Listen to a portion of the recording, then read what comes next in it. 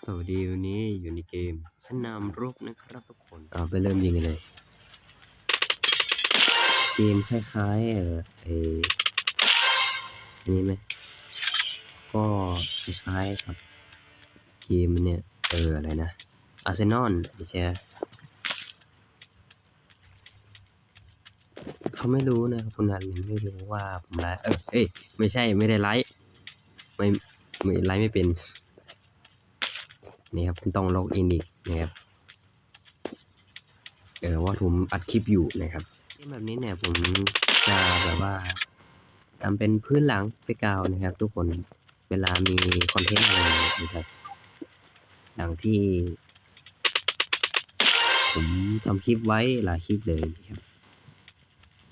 แล้วก็จะหมดแล้วทุกคนก็ผมไม่รู้ว่ามันเกมเลเวลมันยากเกินไปนะครับมันยิงยากนะครับสำหรับในเกมมือถือนะมันก็เขาบอกเลยในคลิปนั้นนะเขาบอกเลยว่าหาอะไรท้าทายเล่นอะไรอย่างเงี้ยทุกคนมันเป็นคำยาวๆมาเลยนะครับผมตอบพูดอะไรไม่ได้หมายถึง